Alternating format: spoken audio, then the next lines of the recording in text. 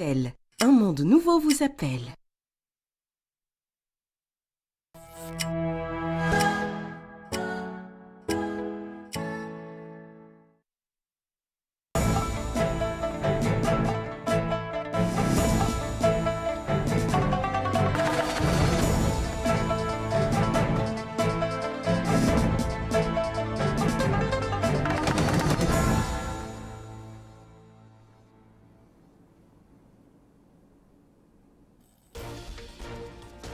Des visites toutes ministérielles. 3 ministres ont visité aujourd'hui dans les 3 wilayas de Nouakchott plusieurs écoles dans la réhabilitation est entreprise par le privé. L'autre visite ministérielle, c'est celle effectuée par les ministres de l'Agriculture à Guérou, dans la wilaya de Lassaba. L'objectif, c'est s'informer sur le déroulement de la campagne agricole. Et puis une rencontre, celle qui s'est déroulée aujourd'hui à Attar, la capitale de l'Adrar, dans le cadre de la réactivation des comités régionaux de catastrophes. Voilà pour les principaux titres de votre journal et c'est parti. Madame, mademoiselle, monsieur, bonsoir et bienvenue à votre 22h de ce samedi 15 octobre 2022. Un 22h que nous commençons par les activités ministérielles, plusieurs, et toutes sont des visites, dont une à l'intérieur du pays, et c'était hier donc, et les autres visites, eh bien, c'était à Nouakchott et c'était aujourd'hui. Et ces visites de Nouakchott ont été entreprises par 3 ministres ensemble, à savoir celui de l'Éducation nationale et de la réforme du système éducatif, celui de l'équipement et des transports et celui de l'habitat, de l'urbanisme et de l'aménagement du territoire. Ils étaient en compagnie du président de l'UNPM, l'Union nationale du patronat mauritanien. Les sites visités, ce sont des écoles donc, dont la réhabilitation est entreprise par les organisations relevant justement de cette union et ces visites ont concerné les 3 wilayas de Nouakchott. C'est un compte-rendu d'Aminata Khan. Les équipes chargées de la réhabilitation des salles de classe, mais aussi du nettoyage des cours d'école, reçoivent les dernières consignes afin qu'ils mènent à bien la tâche qui leur est confiée. C'est ainsi que ces équipes mobilisées par l'Union nationale du patronat mauritanien sont réparties dans plusieurs écoles que comptent les 3 wilayas de la capitale. Présents sur le terrain, les ministres de l'Éducation nationale et de la réforme du système éducatif, de l'équipement et du transport, de l'habitat, de l'urbanisme et de l'aménagement du territoire, en plus du président de l'Union nationale du patronat mauritanien, se sont rendus dans 3 écoles de la Muqata'a de Toujinin. Il s'agit de l'école Mohamed Abdel Wadoud, Ali Ebi Taleb et Ja'far. Sur place, la délégation ministérielle s'est enquis de l'état d'exécution des travaux. La seconde étape de cette visite a eu lieu dans les salles de classe de l'école Mohamed Salem de Riyad, un établissement qui a été fortement touché par les dernières pluies enregistrées dans la capitale. Cependant, les travaux avancent à un rythme soutenu.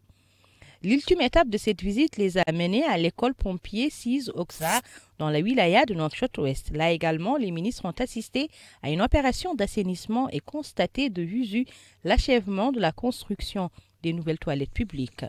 À la fin de la visite, le ministre de l'Éducation nationale et de la réforme du système éducatif est revenu sur l'objectif de cette visite qui leur a permis, dira-t-il, d'évaluer le niveau d'exécution des travaux en cours dans les établissements du fondamental. Travail rendu possible grâce au volontariat de l'Union nationale du patronat mauritanien qui accompagne tous les efforts du gouvernement visant à mettre en place une école républicaine.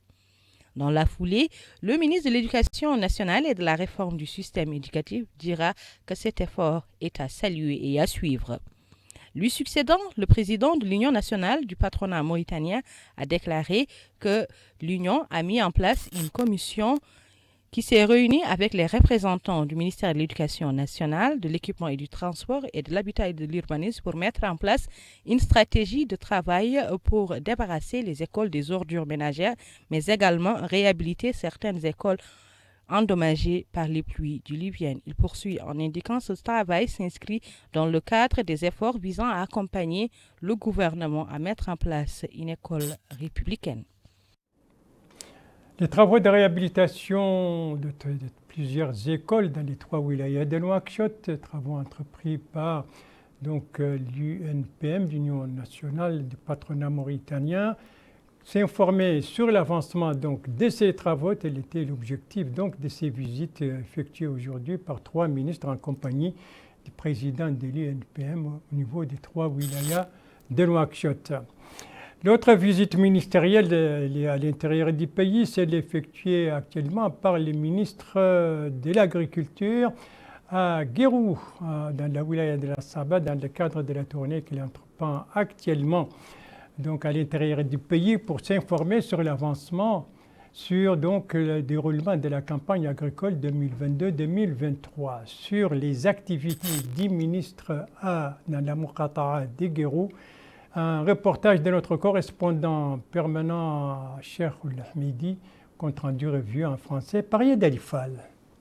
Le ministre de l'Agriculture, M. Yahya Oul-Ahmed Ouaqif, en compagnie du Wali de la Saba, s'est rendu dans la Muqata'a de Guérou pour visiter les périmètres agricoles pilotes dans cette ville qui sont cités en exemple. Place, le ministre a écouté des explications sur l'exploitation de ces périmètres et a pu voir de près les fruits du travail des agriculteurs dans cette ville. Au cours de sa visite, le ministre a inauguré l'oasis de 100 hectares, non loin d'un barrage à Al-Hasra. Il s'est également rendu à Djouk pour voir de près les initiatives prises en cette période par les agriculteurs locaux afin de contribuer à la campagne agricole 2022-2023. Le ministre a insisté sur l'importance accordée par les autorités nationales à cette campagne et sur les espoirs que fondent sur elle les citoyens. La visite à Guérou du ministre de l'Agriculture dans le cadre de la tournée qu'il entreprend à l'intérieur du pays pour s'informer sur le déroulement de la campagne agricole 2022-2023, une campagne qui s'annonce prometteuse grâce notamment à la bonne pluviométrie cette année, une bonne pluviométrie qui donne bien des raisons d'espoir. Exemple, le Guidi Maha ou la culture des céréales traditionnelle constitue une source fondamentale de vie pour plusieurs agriculteurs, d'où l'engouement pour cette culture cette année dans cette wilaya, d'une part grâce à l'importance accordée par le gouvernement à cette culture, mais aussi grâce à une bonne saison de pluie. Un exemple au Guidi Maha, ici dans la Muqata'a de Mungal. C'est un compte-rendu de notre correspondant permanent là-bas, Cheikh Mohamed Val. Compte-rendu revient en français par Aminata Khan. À Oulienja, les femmes regroupées au sein des coopératives féminines pratiquent de l'agriculture. Cette agricultrice a affirmé qu'à cause de la bonne pluviométrie enregistrée cette année avec l'aide du gouvernement, ils ont diversifié leurs activités en cultivant plusieurs variétés de légumes. Elle cite le haricot, le maïs, en plus des aliments de bétail. Cet autre abonde dans le même sens en déclarant que l'agriculture leur permet de subvenir à leurs besoins et à entretenir leur ménage. Cependant, elle demande aux autorités de multiplier les sessions de formation pour qu'elles puissent améliorer leur productivité. La Muqata'a de Oulienje est un important réservoir agropastoral. C'est ce que nous confirme cette présidente de coopérative féminine qui a indiqué que la fertilité du sol permet de cultiver de nombreuses variétés. Elle remercie les autorités communales pour le soutien qu'ils apportent aux femmes. Un nouvel élan pour la culture pluviale au Guidi Maha comme exemple, grâce à cette importance accordée par le président de la République et par les pouvoirs publics à cette culture, mais aussi grâce à cette bonne saison des pluies d'ailleurs qui continuent de s'abattre sur les pays. Ainsi, 2 de nos wilayas ont été arrosés durant les dernières 24 heures. Il s'agit de celle du Hod el-Gharbi et celle du Guidi Maha.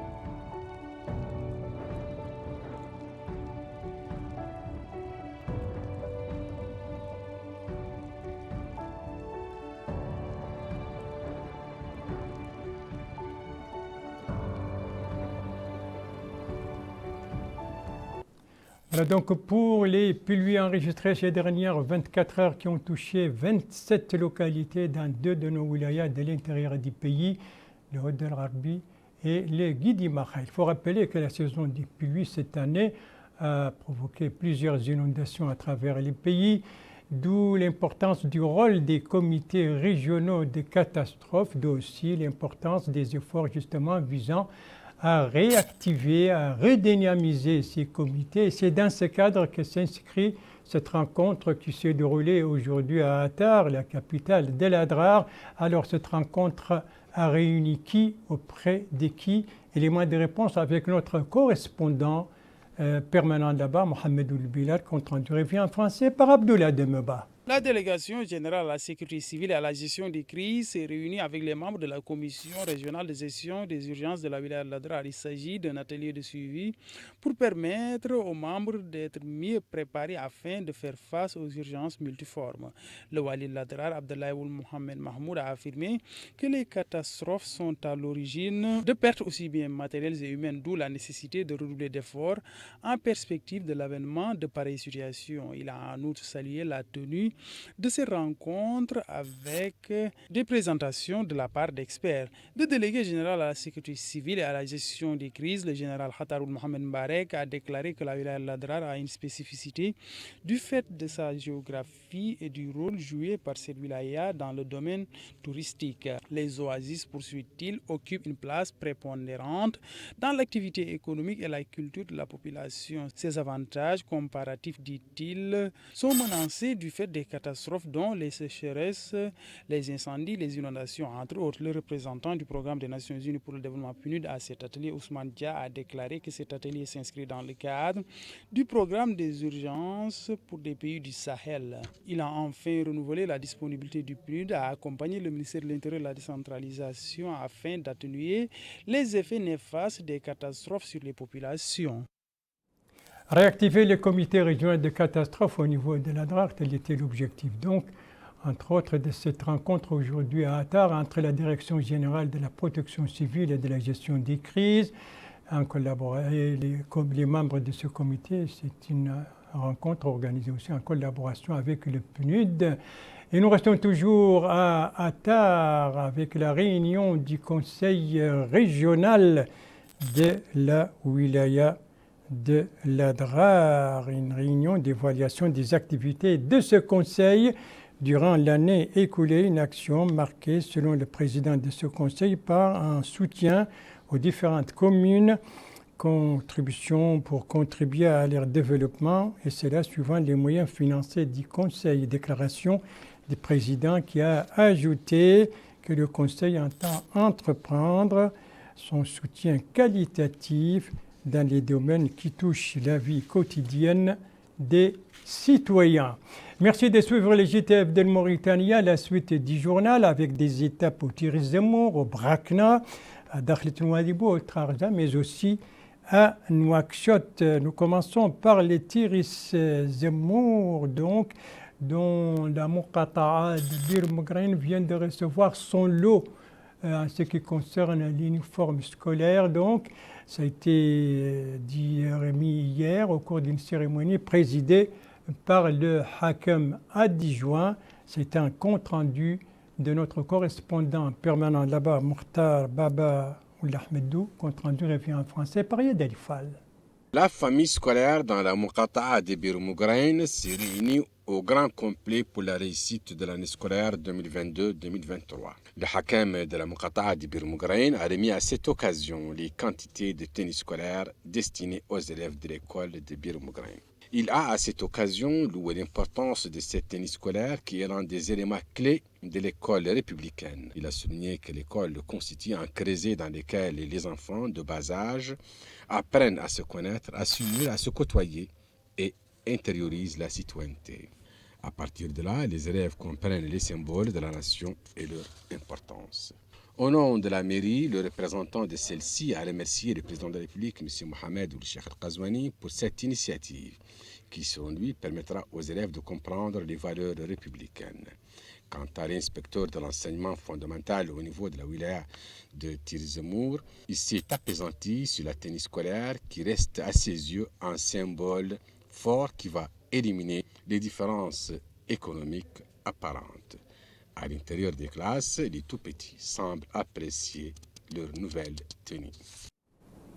Voilà, les élèves donc de Burggrain au tir Zemmour disposent désormais de leur tenue scolaire unique, à l'instar des autres élèves du pays. On le voit, l'école républicaine commence à entrer dans les esprits petit à petit, et c'est là 2 semaines après la rentrée scolaire 2022-2023, cette année scolaire marquée donc par l'entrée en vigueur de l'école républicaine, caractérisée donc par cette tenue, cet uniforme scolaire, mais aussi caractérisée par le fait que la première année du fondamental donc, elle relève désormais de l'école publique. Donc, les vertus de cette école républicaine, telles que la citoyenneté, l'égalité, le respect donc de la chose publique, oui, ça commence à rentrer donc dans les esprits. Exemple de cela, une école à Alleg, en tout cas, les équipes pédagogiques n'épargnent aucun effort pour ancrer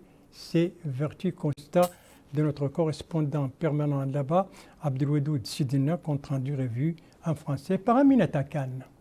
Une nouvelle image est désormais visible dans l'enceinte des cours d'établissement public. Il s'agit de l'uniforme scolaire. Les élèves à qui nous avons tendu le micro au niveau de l'école 4 de la ville d'Alleg sont enthousiastes et portent fièrement cet uniforme et sont contents d'appartenir à une école mauritanienne. Les uniformes scolaires ont été distribués dans la wilaya du Brakna par la direction régionale de l'enseignement. Cette réforme est saluée par cette citoyenne qui remercie les autorités car selon elle, cela permettra de cultiver le patriotisme chez les enfants dès leur bas âge, loin de tous les stéréotypes et des clichés. Cet autre parent d'élève met quant à lui l'accent sur les valeurs républicaines importantes qui permettront aux générations futures de renforcer l'unité nationale pour préserver nos sociétés de tout radicalisme et bâtir ainsi une Mauritanie plurielle où tous ses fils jouissent des mêmes droits et vivent dans la justice et l'équité. Voilà, ancrer donc les vertus de l'école républicaine dans les esprits des jeunes élèves. Les équipes pédagogiques sont à pied d'œuvre donc pour réaliser cet objectif. Et on va rester encore un instant dans ce domaine pédagogique pour parler cette fois du centre de formation technique et professionnelle de Nouadhibou, ce centre qui prépare le concours d'entrée de sa première année donc là-bas. Et il faut dire que les candidats ne manquent pas, c'est ce que nous dit notre correspondant permanent là-bas, Abdallah Zouber, compte rendu revient en français par Abdoulaye Demeba. L'école d'enseignement technique et de formation professionnelle Mamadou Touré de Nouadhibou s'apprête à accueillir les candidats pour le concours d'entrée en première année pour les filières techniques et professionnelles pour cette année scolaire. La commission chargée de l'organisation de ce concours est à pied d'œuvre pour la tenue de cet examen. Le président de la commission de supervision de cet examen au sein de cette école a affirmé que le concours va se tenir le 22 octobre prochain. Il a aussi souligné qu'ils ont clôturé le processus de dépôt des candidatures. Le directeur de l'école de formation technique et professionnelle Nouadhibou a pour sa part déclaré qu'ils ont reçu 1153 candidats cette année. Les différents candidats, dit-il, vont concourir pour l'entrée au niveau de cette école pour le niveau du CAP et du BT. Concernant les élèves qui sont candidats pour l'obtention du certificat d'aptitude professionnelle CAP, ils vont être répartis dans les filières suivantes que sont l'électricité, la mécanique auto, la construction, les métiers de l'aluminium, entre autres. Pour ce qui concerne ceux qui ont postulé pour l'obtention du BT, du brevet de technicien, ils ont le choix d'opter pour la mécanique auto, l'électricité, entre autres. Il a en fait précisé que certaines filières n'ont pas pu disposer de candidats potentiels, dont le carrelage, la plâtrerie, entre autres. Voilà, le centre technique de formation technique et professionnelle de Nouadhibou qui se prépare pour donc tenir le concours d'entrée de sa première année. Notre prochaine étape, c'est Rosso, la capitale du Trarza. Et là aussi, c'est comme si on était en concours, puisque Rosso vit actuellement à l'ère des phases finales du programme Meshroui Mehenti, mon projet, mon avenir. Et pour cela, le ministère de la formation, le ministère de l'Emploi et de la formation professionnelle a envoyé une mission technique à Rosso, une mission qui a tenu ce matin. une réunion avec les candidats pour leur expliquer le plan financier, projet de la nature du travail qui attend donc ces candidats qui attendent que leur projet soit retenu. Et puis nous quittons maintenant le sud du pays pour l'extrême est, précisément le Haut-des-Charqi, et précisément Néma, la capitale du Haut-des-Charqi, Néma, où les autorités donc poursuivent leurs efforts pour donc donner à la ville l'image qui lui sied, donc une modernité. C'est ce que nous dit notre correspondant permanent là-bas, Bieri, dont le compte-rendu revient en français par Abdoulaye Demeba. La ville de Néma est en train de se muter en un pôle urbain. C'est du fait du nouveau visage de ces cités qu'avec la mise en place d'infrastructures qui facilitent ces transitions vers un grand pôle urbain. Dans ce cadre, plusieurs projets de voirie sont exécutés sur les lieux. Le maire de la commune de Néma a affirmé que l'hôtel de la ville de cette cité fait partie des derniers projets qui ont été exécutés par le projet Moudoun. En plus de cet espace public qui se trouve devant la wilaya avec toutes les spécificités s'y afférentes. Il a par ailleurs mis en avant les infrastructures qui sont en cours de construction au niveau de la route Amourchi-Néma et Nouakchott-Néma. Les habitants de cette ville se sont par la suite exprimés sur ces différentes réalisations. Ils ont tour à tour salué l'établissement de ces infrastructures, dont les espaces publics, les écoles, les carrefours. Ils ont aussi remercié la municipalité. Les habitants ont en outre salué ce travail qui a été abattu et espèrent que la ville de Néma soit du même standing que les grandes villes du pays. Voilà, les populations de Néma donc satisfaites de la mutation qui subit actuellement leur ville. Retour à Nouakchott pour parler de cette opération de distribution des produits, des denrées alimentaires. C'était ce matin au niveau de la Muqata'a de Sefra, Nouakchott Sud. Et c'est Rabita islamique qui a fait cette distribution au profit de 750 familles qui ont été touchées donc à la suite des dernières pluies, donc qui vont bénéficier de cette aide offerte par cette organisation. Et c'est une distribution qui entre dans son programme annuel dit la présidente de cette organisation à l'occasion de cette opération de distribution. Et c'est sur cette opération donc qui s'est déroulée ce matin à Almina que s'achève ce journal. Merci à vous, madame, mademoiselle, monsieur, de l'avoir suivi. Merci bien entendu aux équipes rédactionnelles et techniques qui ont participé à sa conception. Je vous en rappelle les principales informations. Ça, c'est l'un des sites visités aujourd'hui par 3 ministres, à savoir celui de l'Éducation nationale, de la réforme du système éducatif, celui de l'équipement et du transport, celui de l'habitat, de l'urbanisme et de l'aménagement du territoire, en compagnie du président de l'UNPM, visiter les réhabilitations donc entreprises par cette union. Ici, c'est la visite à Guérou du ministre de l'Agriculture, c'était hier. L'occasion pour lui de visiter plusieurs infrastructures, plusieurs sites agricoles. Et ici, nous sommes à Attar avec cette réunion aujourd'hui entre la délégation générale de la protection civile et de la gestion des crises avec les membres du comité régional des catastrophes. L'objectif, c'est justement de réactiver ce comité en vue de faire face à d'éventuelles catastrophe. Le JTF reviendra demain à la même heure, 22h, et vous serez en compagnie, suivant le planning des services, vous serez en compagnie d'Ndei Saou Sidi. Quant à moi, il ne me reste plus qu'à vous souhaiter une très très bonne fin de soirée, une très très bonne fin de semaine, et à vous donner rendez-vous, Inch'Allah, vendredi prochain à la même heure, 22h. Bonsoir.